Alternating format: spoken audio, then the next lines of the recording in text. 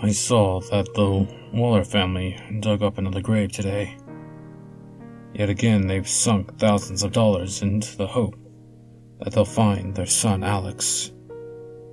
Hope has proven to be a costly endeavor for them, as I've been told they've spent well over $100,000 on digging services alone. The story's nothing new. It keeps repeating itself like a broken record. It's such an odd sight, to say the least. Every once in a blue moon, Nicholas and Judy Waller return to our town with a team of highly paid professionals. A backhoe is unloaded from the back of a truck. It creeps across the hollowed ground to the area where a concrete statue of St. Lawrence stands before 36 graves, like a lonely sentinel. Through the wind and the rain, his facial expression never changes. With a crucifix in the crook of one arm and the other raised to the heavens, he stares solemnly upwards as if to offer the souls below him to the Lord. St. Lawrence shouldn't be there. Those 36 graves shouldn't be there. That theater fire shouldn't have never happened. The beastly machine revs up its motor and fills the air with a cloud of diesel exhaust that's as dark as coal. Scoop by scoop, the machine slowly claws away at the earth, like a tired animal desperately trying to escape the trap. First, the sod is ripped from the ground and tossed to the side. Soon after, a few buckets full of topsoil is piled up alongside the grave, before another pile is made for the caramel brown clay. While the digging happens, Nick and Judy stand close to each other, while quietly praying and singing hallelujah, in hopes that this hole will be the last they will ever have to excavate. Suddenly the machine pulls up a unique mixture of earth, one that is composed of clay and soil, that is black as pitch, and rich with decay. The hired men now know that their work with the machine is done for the time being, as they send it crawling away from the grave. From there, the men put on pairs of rubber overalls and gloves, and respirators on their faces. They then descend into the hole with their shovels. Like a volcanic eruption, scoops of soil spew from the hole, until a dull yet loud sound of metal sticking wood is heard. At a slower pace, dirt continues to fling from the open grave. In time, one of the men climbs out of the hole and retrieves a bundle of rope from the truck. He tosses the rope down, and within minutes, the backhoe roars back to life. The rope is then attached to the machine's arm. With the utmost care and skill by the operator, the old rotting casket is hoisted out of the ground. The old wooden box is placed off to the side of the hole and is quickly covered by a sheet of tarpaulin to conceal it from curious eyes. Once more, the men descend back down into the hole and continue to carefully dig for several hours. Just like all the other times, the men run out of black soil and only find clay the deeper they go, indicating that they are looking for isn't there. Judy, in a desperate plea, yells for them to keep digging. "I know my baby's in there. You just have to go a little deeper." Just to satisfy her, the men keep on with their work until the sun begins to descend. But as the sun fades away, so too does the spark of hope in both Judy and Nicholas. When the hole has been dug far below a reasonable depth, it is deemed as a failed venture. The men climb out of the grave and replace the casket and soil in the same order they removed it. The backhoe is loaded onto the truck. The men hand the Wallers a business card, say their condolences, and then drive away. Yet, Nicholas and Judy remain at the graveyard until it is too dark for comfort. They do not gaze upon the grave they have dug that day. Rather, they stare with a strange mixture of sorrow and hope at the grave that lies next to it, just waiting to be exhumed. They walk away from the matter for now, while St. Lawrence remains just as still as before. The grave that was dug up today was that of Jack Davidson. As I've been told, his mother and father finally gave in when the Wallers offered them $400,000. Now that I think about it, they were actually going to settle for $350,000, but that changed. Just before Paul Davidson was about to sign the papers, Judy made the comment that they were silver lining to the loss of his son. When Paul asked her to explain, she said that Paul and the others were lucky that she and her husband had to pay to search the graves of their loved ones. She went on to say that it was better than winning the lottery. The price immediately jumped to $400,000. I'm actually surprised that the Davidsons gave in. They always said they weren't going to play the Wallers' little game. They said that the way the Wallers had it set up was so callous and disgraceful that it bordered on insults. You see, the Davidsons may have been offered $400,000, but that doesn't mean they would actually receive $400,000. The Wallers had their contracts set up in a way where they would only have to pay if their son was found in the questioned grave. Now that I think about it, Judy's comparison to a lottery is actually quite fitting. The only gambit that the unwilling players had to wager was a son, brother, father, mother, or daughter. I've paid close attention to this game over the last 2 decades. The first family that played the game were the Jacksons. Ever since Harold Jackson died, the family struggled to make ends meet. They sold out for $2,000, if I remember correctly. I don't think they would have done it if they weren't so desperate for money at the time. Of course, Alex wasn't found in Harold's grave, and the Jacksons never received any sort of prize. As the law of probability dictated, the original odds were 1 in 36. But after Harold was exhumed, they became 1 in 35.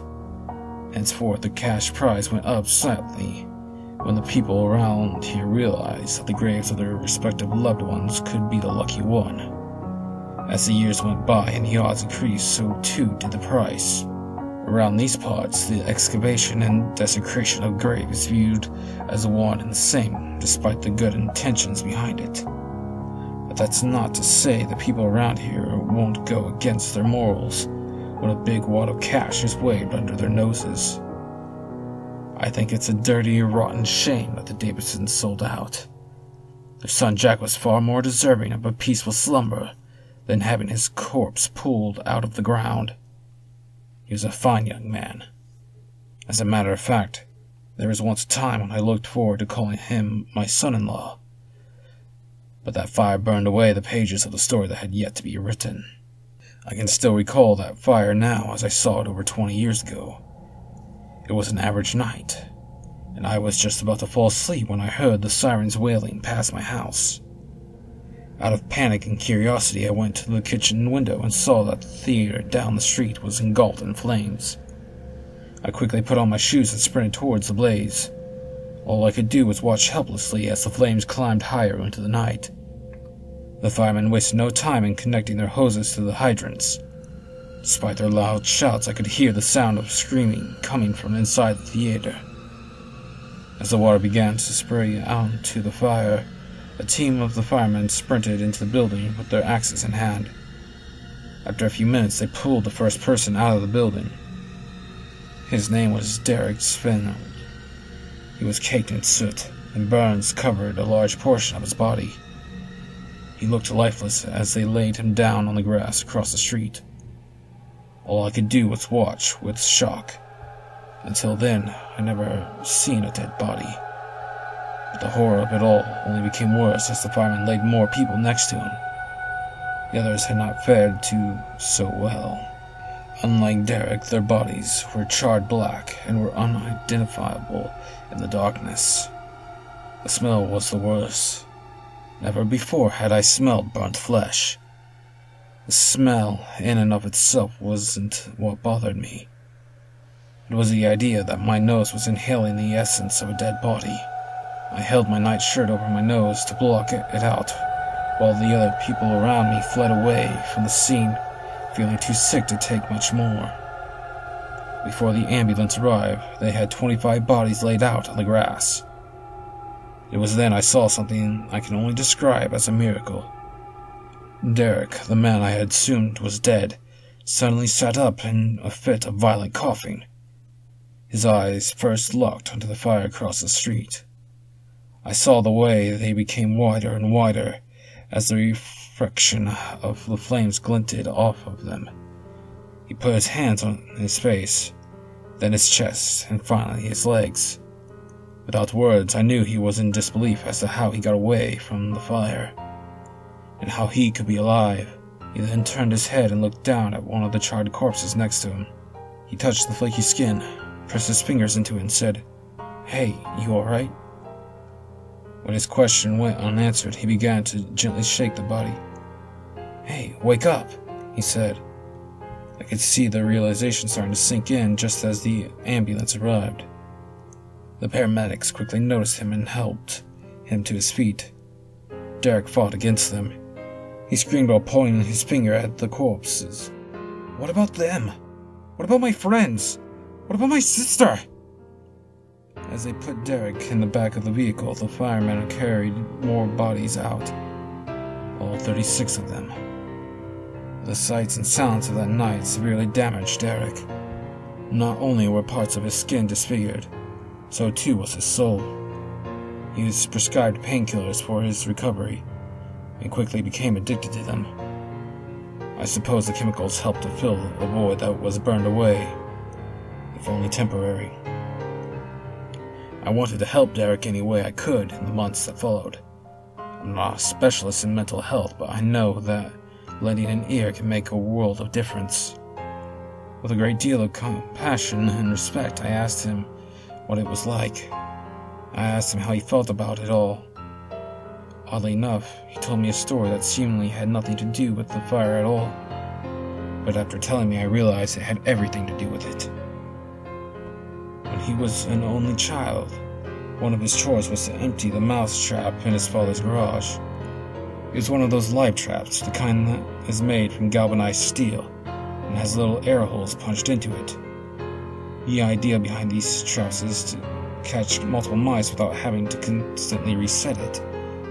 Eventually the mice could be taken out into the wild and humanely let go. At least, that's what the advertisers sell it as. Instead, most people, like Derek's father, have a rope tied to the trap so that it can easily be recovered from a body of water. That was Derek's duty. Once a week, he would take the trap down to the river and toss it into the river. He said that he remembered the way the mice would squeal and thrash around as the trap sank into the river. Their little claws would scratch against the metal as every single one of them fought to keep their mouths in a disappearing air pocket. He said it would take about 10 minutes before the air bubbles would stop coming up. When the job was done, he'd pull the trap out of the water, dump the dead mice, and put it back in the garage. At the end of this little story, Derek said, "That's what it was like to be stuck in that fire. Everyone in there was trying to claw their way out. People were being stepped over, bodies were washed in flames. All I could do was watch as the people around dropped one by one. Trying to be helpful, I told him, 'There's a reason why you survived, Derek.' He then gave me a look that bordered in annoyance and anger. That's what everyone tells me. I don't know why in the hell I should have lived while the others died. I've talked to therapists, preachers, old folks, and people like you. You all tell me that I have a purpose in life. You all tell me that there's a reason I lived, but none of you can tell me why. I'm surrounded by blind people. They tell me that I need to find the light switch, but the damn light switch isn't even there. Maybe I've been given the gift of life. If I had it my way, I'd give it to someone else. I sure as hell don't know what to do with it." It was only a couple of months after our conversation that Derek overdosed on pain meds. Unlike the others that died in the fire, Derek's passing went quietly. The last victim of a disaster is rarely mentioned after all. I don't think that he would have wanted any recognition either. I remember how much it tore him up to see the aftermath of the fire being played over and over again on the news. Indeed, our little town had its 15 minutes of fame, albeit the notoriety was neither asked for nor desired. Especially when our 15 minutes turned to an hour, a day, a week, a month, and finally, a year.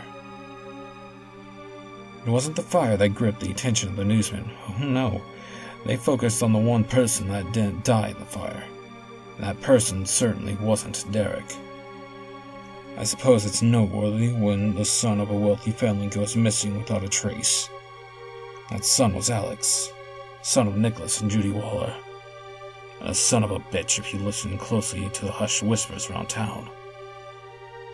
There really isn't much to say about Alex. He was a college kid that took up residence in our town for 2 summers. It seemed like his favorite pastime was to indulge in the fiery burn of whiskey, as his favorite haunt was the local bar. As sure as dew-covered flower finds the morning sun, nighttime would find Alex wasting away in a corner booth. You could almost set your watch by his routine. At around 8 o'clock every night, he'd leave his apartment above Nix's garage. He'd venture past the old Catholic church, the graveyard, 2 blocks of homes, the theater, and would finally end up at the bar. When last call came at 2 in the morning, he'd make the same journey back, only in reverse, while stumbling and staggering the entire way. This fact was well known and was quietly talked of as gossip amongst ourselves when he was out of earshot. Normally, this type of behavior is overlooked by us townsfolk. After all, we already have our fair share of bottle-dwelling persons, like the Burmar brothers, the proud veterans that proudly show their battle scars from the war, even if the wounds are in places where no one wants to look. Even our mayor keeps himself in good spirits. An outsider might see this as a problem, but we actually get a sense of safety from it. I mean, the man can hardly find the wallet in his own pocket, let alone someone else's. The complaints made about Alex's drinking habits were not the main issue. It was just another thing to talk about with the spicy indulgence of gossip. There were other things about Alex we did not take kindly to. For the sake of politeness, I will not say where Alex hailed from, but I will say that his upbringing did not correlate with our own. As I remember Alex, all I can recall is a snide young man that refused to adapt to the long-standing traditions of our little social order. These arbitrary social laws have never been formally written, bear no legal standing, but are heavily instilled by the wrath of a father's belt. I'm led to believe that the Wallers' idea of normalcy finds ours backwards and barbaric. These are the 3 basic laws of our little culture. Never touch another man's money. Never touch another man's tools. And never touch another man's woman, whether it be his wife or his daughter. Alex was the worst offender of the 3rd. As the way it is seen around here, the best way to deal with a feral dog like Alex is to drag it to the back alley and thrash it around until it scurries away with its tail between its legs. The method behind the madness usually works. I say usually because it certainly had no effect on Alex. As I recall, there were more than a few times that Alex made a lewd pass towards one of the local girls, only to have it met with the fury of the lady's brother, father, or the like. For those 2 summers he was with us, this behavior did not change, but it went away immediately after he vanished without a trace. I don't think the general public really noticed his absence at first. That theater fire clouded everyone's mind like the morning mist looming over the harbor before the storm. I don't think anyone can be blamed for not noticing. It's especially sobering to see 36 graves being dug in advance of the ones you knew. 36 may seem like a small number in and of itself, but when it comes to the matter of death, it's a lot. I remember watching all 36 of those graves being dug. The first 2 or 3 didn't seem like a big deal. They were just holes. but to see so many blurred the lines of reality. There was so much dirt scattered around that each individual hole seemed to blend with the other. In a way, it reminded me of a mass grave that was dug in the heat of war. The only things missing were the multitude of tangled, bloated corpses and a dusting of lie. Through all the blinding chaos the fire brought, there were still 2 people that noticed Alex's disappearance, even though they were a long plane ride away. Those people were his parents, Nicholas and Judy. As mothers and fathers usually do, they called and sent Alex letters on a weekly basis. When Alex failed to return either of these things for 2 weeks, they became suspicious. Then after a month, they dreaded the reasons why. The Wallers sent our sheriff to check on Alex at his apartment. After several knocks on the door at several different times during the day without a reply, the sheriff had the landlord open the door. What they found, of course, was nothing out of the ordinary. There were no signs of Alex, or any sinister hints of his whereabouts. It simply looked like Alex stepped away from his home for a while, and could return at any moment. But he never came back. Of course, this was all newsworthy material, and it didn't take long for a flood of volunteers to come search for him. For weeks they walked in line through the fields and woods with no results. These searches soon stopped when Janet Thomas revealed what she allegedly saw one night. What Janet had to say about the matter completely trumped all theories to Alex's whereabouts. The story itself is shaky at best, but it's the one the Wallers believe beyond a shadow of a doubt to be true. She supposedly saw Alex being murdered with her own eyes. According to her, it happened 2 days after the theater fire. She, like many others, took to the bar after the horrible disaster. Many sorrows were drowned that night, including her own. You see, she lost a nephew in the fire, and the presence of alcohol and good company helped heal the wound. She remembered going outside to have a cigarette when she saw Alex strolling along the sidewalk. He was clearly intoxicated like usual. The sight would have been brushed off had it not been for a particularly haunting detail. She saw a figure behind Alex as he walked. Alex was completely unaware of it too. While Alex sang a happy song off key, the person skulked ever so carefully behind him, occasionally ducking into alleyways when the opportunity presented itself. The person followed Alex for several minutes until they passed by the graveyard. The mysterious figure then veered into the darkness of the yard, where the 36 graves were dug in preparation for the next day's massive burial. Just when it was thought that the person had long since left Alex alone, the figure suddenly burst from the shadows of the graveyard. He or she was brandishing a shovel. There was not a word spoken between the two, save for the brief scream made by Alex before being struck across the head with the shovel. The blow knocked the young man over and he was motionless. But it didn't end there. The assailant continued to mercilessly beat Alex with the shovel over and over again. When at last the killer seemed exhausted, Jeanette quite clearly saw Alex being dragged into the darkness of the graveyard. Beyond that, no one is sure what happened. This all led to a very thrilling theory made by Janet. She assumed that Alex was buried in one of the already open graves. It made perfect sense, too. All the killer would have to do was dig one of the holes a little deeper, throw the body in and cover it up with just a little bit of dirt. Then the next day a casket would have been laid over the body, buried, and no one would ever be the wiser. It was a good theory. It was a perfect theory. Unfortunately, Janet's credibility was quickly called into question. You see, Janet is one of our more colorful residents. The poor woman just hasn't been the same ever since her husband got hit by that train back in '73. Ever since then, she's been spinning these wild yarns about the most ridiculous things. She's gone on record that she's been abducted and probed by aliens. She claims to have a time machine in her basement, but refuses to show anyone because she's afraid the military-industrial complex that the Antarctic elephant corpse will have her eliminated. And to top it all off, she didn't bother to tell anyone about what she saw that night until 3 months after it happened. The lawmen may not have given her account much credence, but the Wallers sure did. They believed every word Janet told them, even if the story varied slightly with every retelling. Henceforth, the Wallers became absolutely convinced that their son was buried beneath one of the caskets where St. Lawrence stands guard. It did make perfect sense after all. There was just one problem. Neither the Wallers nor Janet knew which grave it was.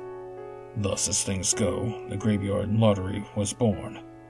The Jackson family was the first to give in at $2,000. The casket was dug up, and nothing was found. They then moved on to the plot of Jeff Thomas, and his surviving family didn't budge until they were offered $30,000. The price just kept going up from there on out. I would have never imagined that the Wallers would have ever offered a family like the Davidsons $400,000. There's been whispers going around town as to how much the Wallers will offer to dig up that one last grave, the one that's been left untouched for the past 20 years.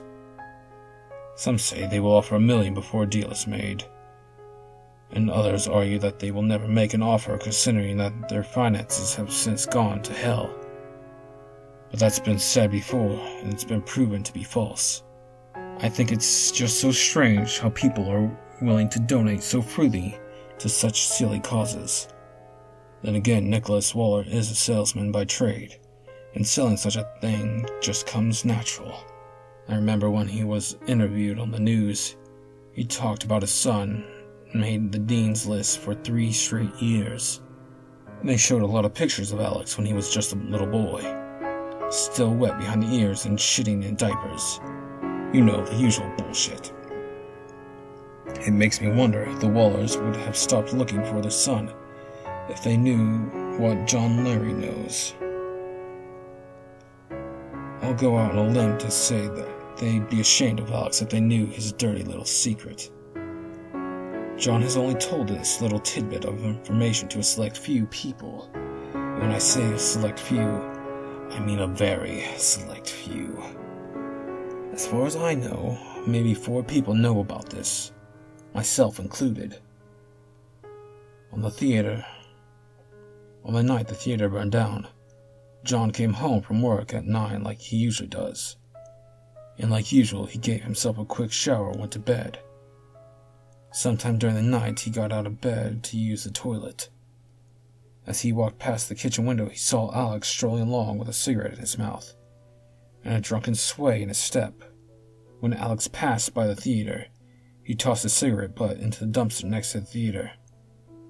John didn't think much of it at that point in time.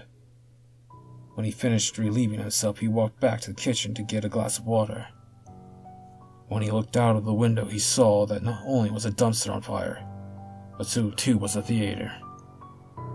Yes, Alex Waller was responsible for the death of 36 people. The little shit would have gotten away with it too, but luckily someone had the good sense to smack the little bastard across the head with a shovel. If you ask me, justice was served. Come to think of it, I probably said a little too much. You can blame it all on the booze. I've been soaking it in ever since the fire. I tell you what, you don't know shit until you've inhaled the charred flesh of the ones you loved. You don't know how those screams still ring in my ears. You don't know a damned thing. Am I a little upset?